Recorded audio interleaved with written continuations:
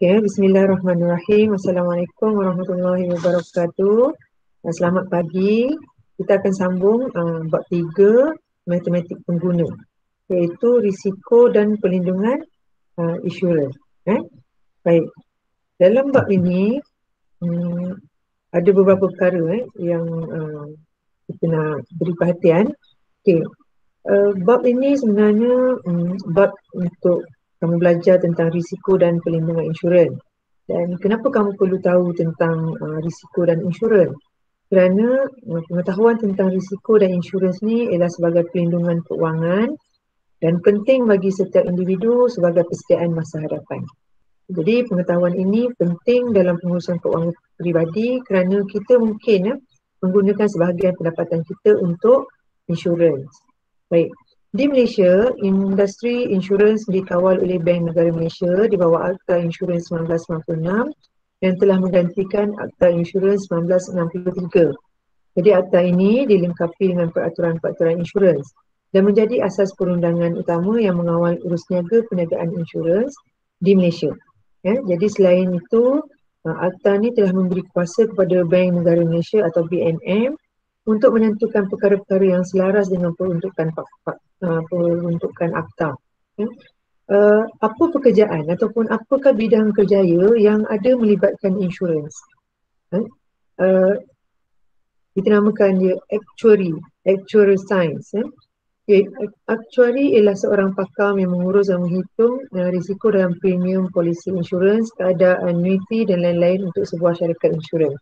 Kamu akan jumpa beberapa istilah apabila kita belajar tentang insurans ni.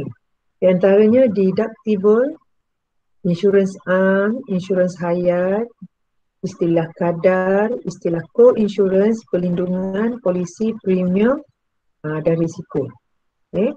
Baik. Kita hari ini kita nak cuba menjelaskan maksud risiko dan kepentingan perlindungan insurans. Kemudian kita nak kenal pasti jenis-jenis insurans hayat dan insurans am bagi melindungi pelbagai jenis risiko. Okay, untuk pengetahuan kamu, bab ini pun dia ada rintitan daripada bab tingkatan 4 kita belajar pengurusan keuangan kan. Kalau kamu ingat lagi masa tingkatan 4, bab yang akhir tu kita belajar tentang pengurusan keuangan. Ini dia punya rintitan, dia punya sambungan lah. Sebab dia melibatkan keuangan juga. Baik. Yang pertama ialah apa maksud risiko dan kepentingan perlindungan insurans. Okay. Kalau kamu tengok dalam gambar ni kalau kamu tengok dalam gambar ni, baik. Bila kita cakap tentang insurans ni, dia berkait dengan satu peribahasa, sediakan payung sebelum hujan. Nampak tak gambar tu ada kemalangan jalan raya, rumah terbakar, ada lelaki ni mengalami kecederaan. Jadi kemalangan jalan raya yang mencederakan pemandu dan penumpang kenderaan yang terlibat kemusnahan harta benda disebabkan oleh kebakaran bil perubatan yang tinggi akibat penyakit kritikal mungkin berlaku dalam kehidupan kita. Jadi kejadian-kejadian seperti ini akan menyebabkan kita menanggung kerugian. Hakikat bahawa diri kita ni terdedah pada kerugian ini memang ada, walaupun tidak pasti, tetapi boleh berlaku kepada diri kita dan atau tidak menyebabkan wujudnya risiko dalam kehidupan kita. Jadi risiko-risiko ni secara umumnya ialah kemungkinan berlakunya musibah yang tidak dapat dielakkan. Jadi elemen penting dalam definisi risiko ialah yang pertama, risiko kita tak dapat tentukan dan risiko melibatkan kerugian. Tadi ayat cikgu kata bahawa hakikat bahawa diri kita terdedah kepada kerugian yang sedemikian dan ketidakpastian sama ada perkara tersebut akan berlaku kepada diri kita atau tidak menyebabkan risiko dalam kehidupan kita. Itu ialah maksud risiko. Baik. Selain daripada itu, kamu sebagai anak murid, kamu sebagai pelajar juga terdedah kepada tak lari daripada kebarangkalian untuk menghadapi risiko. Baik, antaranya misalnya dalam perjalanan kamu ke sekolah, dalam perjalanan kamu ke sekolah mungkin boleh bertemu dengan kemalangan, ataupun semasa kamu menjalankan aktiviti sukan, aktiviti sukan sekolah, mungkin kamu mengalami kecederaan, atau apa lagi contoh-contoh kalau risiko yang berlaku di sekolah ni. Jatuh tangga, kat sekolah jatuh tangga bergurau macam tu kan. Itu contoh-contoh risiko kalau kamu pelajar sekolah. Walaupun kamu ni sihat, okay, dan kamu rasa kamu tidak berisiko untuk menghadapi keadaan, tidak, kamu rasa kamu ni berhati-hati, kamu menjaga keselamatan, tetapi risiko boleh berlaku. Risiko kemungkinan berlaku satu musibah tu memang kita tak boleh nak elakkan. Ya, okay. Baik. Sekarang kita nak tengok apa maksud insurans. Prinsip utama dalam sistem insurans ialah untuk memulihkan kedudukan keuangan pemegang polisi kepada keadaan sebelum berlakunya kerugian yang juga dikenali sebagai prinsip indemnity. Cikgu rujuk pada Kamus Bahasa Melayu. Indemnity ni dalam ekonomi lah, kita belajar dalam ekonomi, ialah proses pemulihan kepada mangsa kerugian melalui bayaran tunai, pembaikan ataupun penggantian. Jadi bagi syarikat, prinsip indemnity bagi syarikat insurans ialah syarikat insurans akan membayar ganti rugi kepada pemegang polisi sekiranya berlaku kerugian yang diinsurenskan pada amount yang tidak melebihi kerugian yang dialami, tertakluk kepada jumlah perlindungan yang diinsurenskan. Okey, jadi sebenarnya insurans ni bertujuan nak memindahkan risiko daripada individu kepada organisasi insurans. Itu yang penting. Jadi individu ialah pemegang polisi dan organisasi insurans ialah syarikat insurans. Okay. Ini dekat sebelah sini ada beberapa istilah dan peranan atau maksud syarikat insurans. Yang pertama ialah syarikat insurans. Apa dia syarikat insurans? Iaitu pihak yang bersetuju untuk membayar pampasan atas kerugian yang telah diinsurenskan. Yang kedua, pemegang polisi. Pemegang polisi ataupun pemilik insurans, kalau kita yang membeli insurans tersebut, ialah pihak yang akan menuntut dan menerima pampasan atas kerugian yang dialami. Baik, kontrak insurans ialah satu polisi dan sebagai bukti kepada perjanjian yang telah dibuat antara syarikat insurans dengan pemegang polisi. Dan premium merupakan jumlah wang yang dibayar oleh pemegang polisi kepada syarikat insurans. Kamu sebagai pelajar ada tak insurans? Kamu sebagai pelajar ada tak insurans?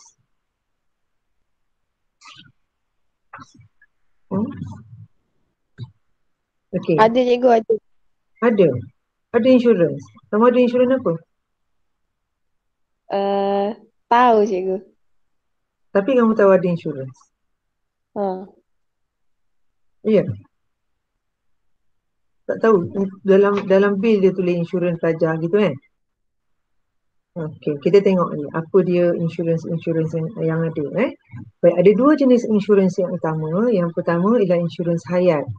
Insurans hayat ni nak menjamin pembayaran manfaat keuangan kepada pemegang polisi jika berlaku tiga perkara tersebut. Ini antara tiga risiko yang dilindungi oleh insurans hayat. Yang pertama ialah kematian, yang kedua hilang keupayaan ataupun keilatan, dan yang ketiga penyakit kritikal. Okay. Baik. Katalah kita membuat perjanjian nak ambil insurans hayat kan. Tapi katalah kita tak ada penyakit kritikal, tak cedera pun, tak cedera sampai menyebabkan cacat contohnya. Adakah pembayaran ganti rugi akan dibuat kalau tak ada kerugian berlaku? Last. Adakah pembayaran ganti rugi dibuat walaupun kita tak mengalami kecederaan ataupun kita tak dalam hal insurans hayat ni tak ada hilang upaya, tak ada penyakit kritikal. Boleh tak kita tuntut? Boleh. Boleh Dawina? Kod. Kenapa? Okey, kita tengok jenis-jenis insurans hayat. Baik, ada tiga jenis insurans hayat. Yang pertama, insurans hayat seumur hidup, iaitu perlindungan sepanjang hayat sekiranya berlaku kematian atau mengidap penyakit kritikal. Mana insurans tu akan diberi kepada waris lah. Kalau dia dah meninggal. Baik, insurans bertempoh. Insurans bertempoh maknanya perlindungan insurans bagi tempoh yang terhad sahaja sekiranya berlaku kematian atau hilang upaya menyeluruh kekal semasa tempoh polisi berkuat kuasa. Dan satu lagi ialah insurans endowment, iaitu polisi yang menggabungkan perlindungan dan juga simpanan menyediakan manfaat tunai. Jadi katalah kita membuat perjanjian untuk mengambil insurans endowment. Maknanya insurans itu boleh dituntut semula kerana ia berfungsi juga sebagai simpanan. Okay? Yang kedua ialah insurans am. Ada 5 jenis insurans am, iaitu insurans motor, insurans kebakaran, insurans perubatan dan kesihatan, insurans kemalangan diri dan insurans perjalanan. Okay? Baik. Kita tengok satu-satu dulu insurans motor. Semua orang pakai motor kan? Hampir semua pakai motor. Okay. Baik, insurans motor ialah insurans wajib. Di Malaysia, insurans yang wajib dimiliki oleh setiap pemilik kenderaan di Malaysia yang tertakluk di bawah Akta Pengangkutan Jalan 1987. Okay. Apa fungsi insurans motor ni? Insurans motor memberikan perlindungan terhadap sebarang kerugian atau kerosakan berkaitan dengan kenderaan berenjin. Dia bukan untuk motor saja, dia semua kenderaan berenjin. Daripada kereta kepada lori, dan lain-lain kenderaan berenjin. Jadual di bawah menunjukkan 4 jenis polisi insurans motor yang melindungi kenderaan. Polisinya ialah ada 4 jenis. Akta pihak ketiga ni kita panggil third party. Kalau kamu tengok dalam insurans kereta ataupun motor kamu, ni third party. Ini pihak ketiga kebakaran dan kecurian, dan ini ialah insurans polisi komprehensif. Baik, apakah jenis-jenis perlindungan bagi keempat-empat polisi ini? Misalnya kalau untuk kesemua jenis polisi, liability kepada pihak ketiga akibat kecederaan dan kematian. Apa maksud liability? Liability ialah sejumlah wang yang perlu dijelaskan, jumlah hutang yang perlu dijelaskan dengan wang, barang ataupun perkhidmatan. Yang kedua, perlindungan kerugian terhadap harta benda yang dialami pihak ketiga hanya bagi polisi pihak ketiga kebakaran dan kecurian dan polisi komprehensif. Untuk perlindungan kerugian terhadap kenderaan sendiri atau kebakaran yang tidak disengajakan atau kecurian. Baik, ini ialah bagi polisi yang dipilih untuk pihak ketiga kebakaran dan kecurian dan polisi jenis komprehensif. Perlindungan kerugian dan kerosakan terhadap kenderaan sendiri akibat kemalangan. Hanya perlindungan ini hanya untuk polisi insurans jenis komprehensif. Untuk jelaskan lagi apa maksud semua ni, apa maksud jenis-jenis polisi ni, cuba kita tengok contoh lepas ni. Cuba kita tengok contoh. Tengok contoh ni, walaupun tak terang boleh nampak kan? Katalah Amir ni memandu kereta. Amir ni memandu kereta. Lepas tu Amir mengalami kemalangan dan melanggar kereta Suzanne. Ini Suzanne. Sekarang ni Amir dan anaknya dalam kereta tu ialah pihak yang pertama. Amir telah membeli ataupun menandatangani insurans jenis polisi komprehensif dengan satu syarikat insurans A sebagai pihak yang kedua. Jadi kita ada pihak yang pertama, Amir, kita ada pihak yang kedua, syarikat insurans, dan Suzanne sebagai pihak yang ketiga. Baik, sekarang Amir dengan anaknya cedera. Baik, melalui polisi komprehensif, apa yang Amir akan dapat? Amir dapat bayaran tuntutan kerugian kerosakan kenderaan sahaja. Tiada tuntutan kecederaan untuk diri dan anaknya. Manakala untuk Suzanne, Suzanne ni terlibat dengan kemalangan kereta yang Amir bawa dan Suzanne mengalami kecederaan.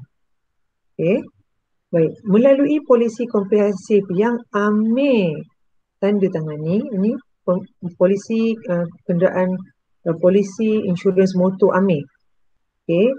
Susan dapat bayaran tuntutan kerugian untuk kerosakan kenderaan Susan dan Susan juga boleh menuntut bayaran kerugian untuk kecederaan dia. Okey, jadi pihak yang terlibat dengan kemalangan disebabkan oleh pemandu tidak termasuk penumpang. Katalah Susan ni bawa kawan dia. Dia hanya boleh yang boleh tuntut Susan saja. Ini contoh insurans motor. Okey. Satu lagi insurans am ialah insurans kebakaran. Baik, insurans kebakaran ialah pelindungan terhadap kerugian akibat kebakaran. Kilat dan letupan yang berlaku pada rumah kediaman ataupun bangunan perniagaan. Kalau berlaku litar pintas ke, ini adalah satu lagi insurans am. Baik, pampasan akan dibayar oleh syarikat insurans untuk memulihkan kedudukan keuangan pemegang polisi tertakluk kepada jumlah yang diinsurансkan. Okey. Selain daripada insurans kebakaran dan kilat dan letupan, jadi pemegang polisi boleh memasukkan pelindungan tambahan. Pelindungan tambahan ini ialah untuk melindungi kerugian akibat taufan, banjir, kerusuhan ataupun lain-lain. Dalam polisi kebakaran yang sedia ada tu, dan itu ialah tambahan ataupun tambahan premium. Premium tu macam top up lah. Dia top up selain daripada insurans kebakaran tu. Itu insurans kebakaran ialah insurans am yang kedua. Insurans am yang ketiga. Insurans am yang ketiga ialah insurans perubatan dan kesihatan. Selain daripada risiko kematian, sebenarnya perkataan risiko kematian ni memang semua orang mati kan. Anda juga perlu memberikan perhatian kepada risiko kemerosotan kesihatan. Maksudnya kita ada kemungkinan tak sihat, sakit dan sebagainya. Hal ini kerana anda mungkin terpaksa menanggung perbelanjaan perubatan seperti kos kemasukan ke hospital dan pembedahan. Baik, antara polisi yang terdapat dalam insurans ni ialah insurans hospital dan pembedahan, insurans penyakit kritikal, insurans pendapatan akibat hilang upaya dan insurans pendapatan hospital. Okey, cikgu nak tanya. Kita ada hospital kerajaan. Kita ada hospital kerajaan yang menyediakan perkhidmatan perubatan dan kesihatan. Dan jadi, kenapa nak kena ambil insurans perubatan dan kesihatan yang lain? Kenapa insurans? Cuba fikirkan. Kenapa insurans kesihatan ataupun insurans, tadi kita kata insurans insurans perubatan dan kesihatan penting. Kenapa penting? Ada sesiapa boleh beritahu cikgu? Tengok ni. Kan kita ada perkhidmatan perubatan dan kesihatan di hospital kerajaan. Kenapa insurans perubatan dan kesihatan masih lagi penting? Okey, mari kita bincang. Nana?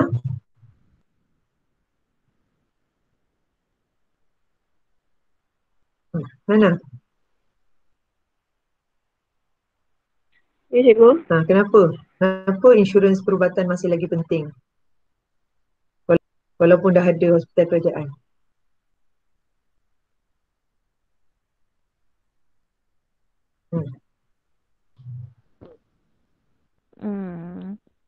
Sebab hospital kerajaan kan nanti ramai orang datang kan.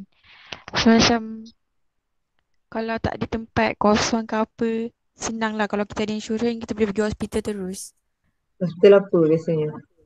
Kalau kita ada insurans. Hospital swasta. Okey, itu satu cadangan lah. Cuma perkhidmatan hospital kerajaan kita pun memang bagus. Cuma kadang-kadang hospital kerajaan kita ada tempat yang terhad macam tu. Jadi kalau kita ada insurans perubatan dan kesihatan, kita ada alternatif untuk pergi ke hospital swasta. Okey, yang seterusnya insurans kemalangan diri. Okay, insurans kemalangan diri memberi perlindungan sekiranya pemegang polisi mengalami kecederaan anggota badan, kecacatan, hilang upaya ataupun meninggal dunia berpunca secara langsung daripada kemalangan. Jadi insurans ini ialah berbeza dengan insurans hayat tadi dengan insurans perubatan dan kesihatan. Ini insurans kemalangan diri. Kamu boleh cari perincian dia, perincian insurans kemalangan diri ni macam mana. Okay, yang kelima ialah insurans perjalanan. Jadi insurans perjalanan melindungi pemegang polisi terhadap kerugian dalam perjalanan sama ada melalui darat, udara atau laut seperti kematian atau kecacatan kekal, kehilangan bagasi, pasport dan duit, belanja perubatan dan lain-lain. Jadi tempoh perlindungan bagi kebanyakan polisi insurans am ialah 1 tahun ataupun kurang daripada tempoh 1 tahun. Betul tak? Dan kalau kamu pernah travel, contohnya kalau kamu pernah naik kapal terbang misalnya, kamu ambil biasanya dalam travelling tu kita akan ambil satu insurans perjalanan. Dia akan cover untuk 1 tahun tu saja, kurang daripada tempoh 1 tahun. Ataupun insurans motor, kan insurans motor tadi dia akan polisi insurans tu dia akan di-renew atau diperbaharui pada setiap tahun macam tu. Insurans baik, premium yang dibayar pula adalah pada satu masa apabila anda memerlukan perlindungan polisi tersebut. Katalah kamu tak perbaharui lesen, bukan lesen, insurans motor, maka tak ada perlindungan lah. Dalam masa tak ada polisi tu, tak ada perlindungan untuk kamu menuntut pampasan sekiranya berlaku kerugian. Okey. Seterusnya kita tengok apa dia insurans berkelompok. Okey. Insurans berkelompok ni satu jenis lagi insurans. Tadi kita tengok insurans hayat, insurans am. Okey, satu lagi ialah insurans berkelompok. Okay, ada tadi kamu cakap kamu sebagai pelajar ada insurans. Baik, insurans kamu tu kita namakan dia insurans berkelompok. Baik, insurans berkelompok ialah satu perlindungan keuangan yang disediakan kepada pekerja sebuah organisasi. Sekiranya berlaku kematian, hilang upaya, masuk hospital, pembedahan dengan polisi dan had perlindungan yang tertentu. Jadi dengan insurans ini, pekerja-pekerja syarikat tersebut akan menikmati perlindungan sewajarnya daripada majikan mereka. Biasa kilang, apa-apa sajalah organisasi. Guru pun ada juga, kita ada katalah kita ada kesatuan guru, kita menandatangani polisi insurans berkelompok, kita akan dilindungi oleh insurans berkelompok organisasi. Macam kamu, contoh macam kamu pelajar, insurans berkelompok kepada pelajar ialah perlindungan keuangan yang disediakan kepada murid seperti kalau berlaku kematian, lumpuh, kecacatan dan elang kerusi roda dengan polisi dan hak perlindungan yang tertentu. Sebagai contoh, Kementerian Pendidikan Malaysia melaksanakan skim perlindungan kepada murid sekolah-sekolah kerajaan dan bantuan kerajaan iaitu skim takaful pelajar sekolah Malaysia. Okay, jadi dalam resit yuran resit bayaran tambahan kamu tu dia akan tulis skim takaful pelajar sekolah Malaysia. Okay. Satu lagi pengetahuan am yang kamu kena tahu tentang insurans berkelompok di Malaysia ialah MySalam. Okay. MySalam ialah satu skim perlindungan masyarakat, inisiatif kerajaan untuk bertujuan untuk menyediakan perlindungan kesihatan takaful percuma kepada 8 juta individu rakyat Malaysia. Itu juga satu contoh insurans berkelompok. Okay. Baik, secara kesimpulannya, tujuan kamu mendapatkan insurans ialah yang utama sebagai bantuan keuangan kepada keluarga sekiranya anda hilang upaya menghadapi penyakit kritikal atau meninggal dunia. Yang kedua, mengurus perbelanjaan hidup, hutang dan komitmen sekiranya kamu tidak mampu bekerja lagi. Yang ketiga, bayaran perbelanjaan perubatan rawatan yang tinggi, macam tadi kita cakap kan. Okay. Dan sebagai pampasan terhadap kerugian yang dialami. Okay. Macam tadi hospital tu bukanlah isu dia ramai ke tak ramai, tapi bila kita pergi ke hospital swasta, maka kos perubatan tu lebih tinggi. Biasanya macam tu. Kalau hospital kerajaan pun ada juga kos perubatan dia. Tapi kita boleh bandingkan yang mana yang lebih tinggi. Okey. Jadi untuk hari ini kita dah belajar tentang risiko dan perlindungan insurans.